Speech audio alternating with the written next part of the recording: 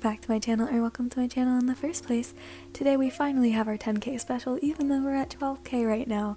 We're not going to talk about that though. Yeah, so let's just go ahead and get into it. Sorry about the delay. Izuku Midoriya. You were over at Izuku's house. His mom had left you both some tea and went to go get groceries.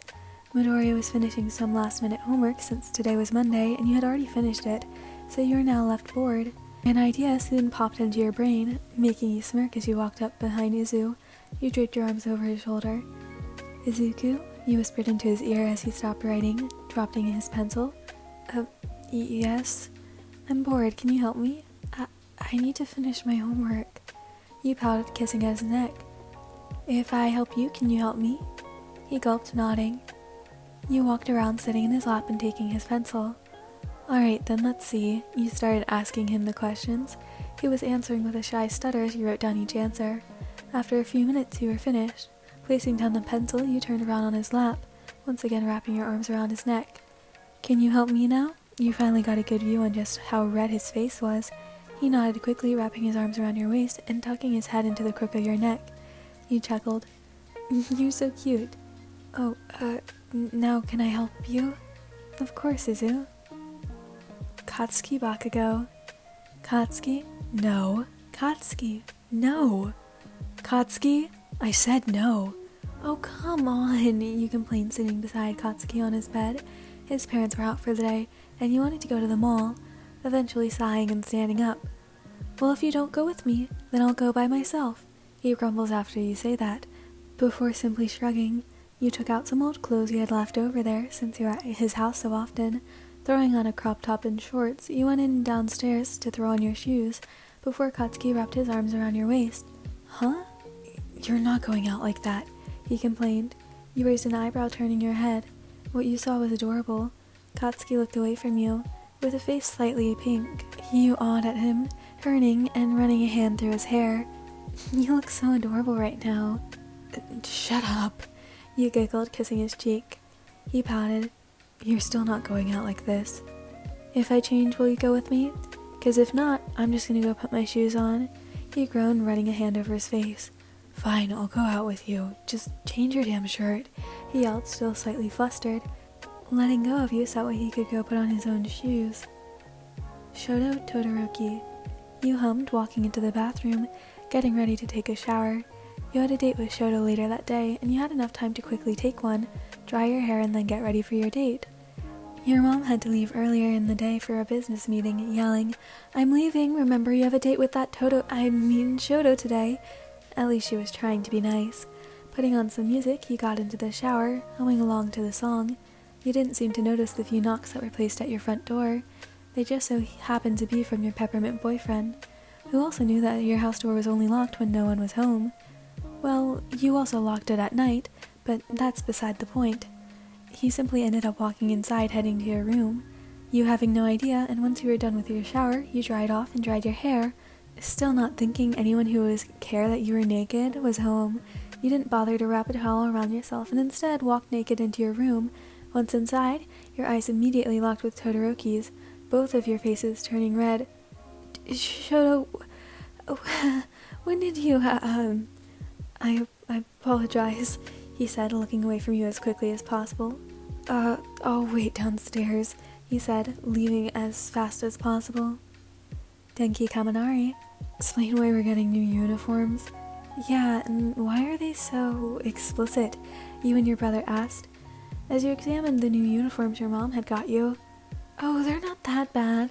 You all groaned in annoyance before you were shooed out of the back room and back into the lounge, where the customers were now starting to pile in. Your brother looked at you. If your boyfriend comes in here, he better not look at your— I don't want you to finish that sentence, okay? You cut in, walking around to serve the customers. A few minutes in, while carrying some drinks to a table, you spotted Denki.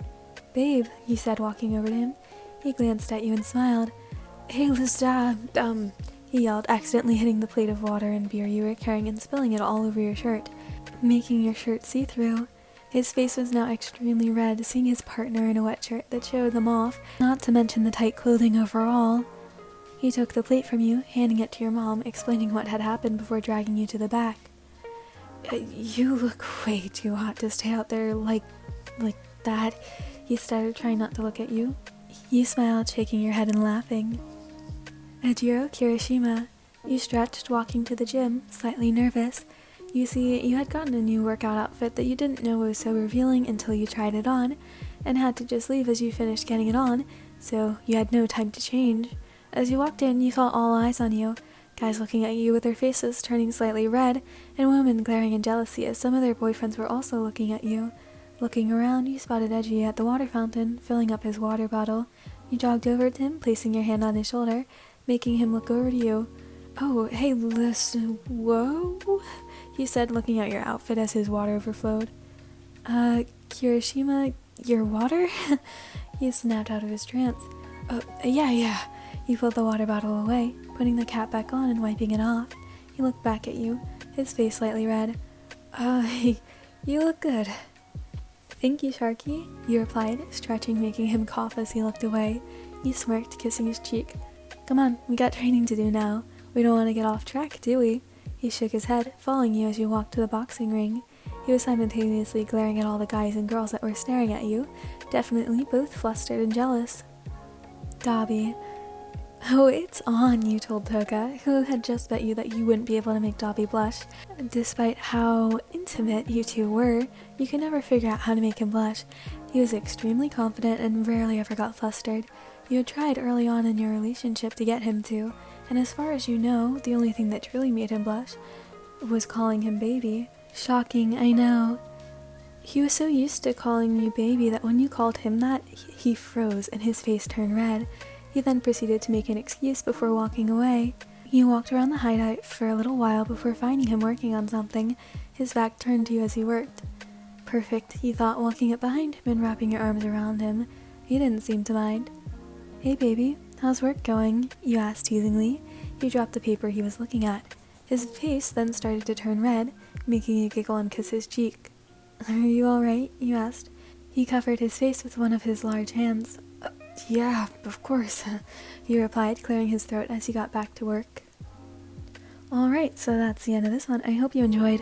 I will say I'm not going to be doing anything for the 11k special or the 12k special, just because if we keep going at the pace that we have been going, it's just a lot for me to keep up on since I already post 6 times a week, and I purposely tried to give myself a day off so that way I wouldn't have that issue. Not that it's really an issue, but it is a thing that happens. So yeah, I will be posting for the 13k special, and I'm going to be putting out a poll later today or maybe tomorrow. So this is just a little thing, and you totally don't have to feel pressured, but I do have my Amazon wishlist in the description. Like, again, don't feel like you have to buy anything, I'm just letting you know. But if you want to join the Discord server, you can. The link for the Google form to fill out is in the description, and you should be able to get invited within a couple days. I have been behind lately, but I think I'm going to work on that today. I hope you enjoyed this one. I'll see you in the next one, hopefully. Music link, fanfic link, and that's about it. Will be in the description, and goodbye!